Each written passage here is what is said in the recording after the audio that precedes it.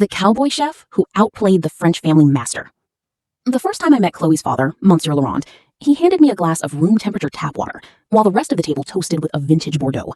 He looked at his brother, chuckled, and said, "L'Américain ne connaît que le ketchup." Chloe squeezed my hand and whispered, "He's just saying he's glad you're here." But I'd spent 3 years in West Texas. I know the sound of a man being a jerk in any language. That night, I didn't get mad. I got a tutor. For 12 months, I lived a double life. Chloe thought I was working late at the firm. In reality, I was in a basement kitchen in Lower Manhattan, sweating over copper pots with an old chef named Pierre. He was from the same tiny village in Provence as Chloe's family. He taught me the secrets they'd forgotten. By month 6, I understood every insult Laurent threw my way at Sunday brunch.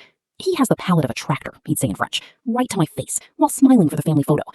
I just nodded, smiled back, and said, "Thanks for the egg, sir." The breaking point was Christmas Eve. Laurent announced he was making the legendary family bouillabaisse. He bragged that no outsider could ever grasp the complexity of the saffron to fennel ratio. I asked if I could bring one side dish. He rolled his eyes, probably expecting mac and cheese. When I walked in, I didn't bring a side. I brought my own hand-carved mortar and pestle. In front of 25 stunned French relatives, I started speaking not just French, but the specific dialect of their valley. The room went dead silent. I started making a traditional wouille, using a technique Pierre told me was lost in the 1950s. I explained in perfect Provençal that Laurent's version used too much store-bought stock, and that his grandmother would have used the rockfish heads I'd sourced from a private pier at 4 a.m. Laurent's face turned the color of a ripe beet. His own mother, Chloe's Nana, stood up with tears in her eyes.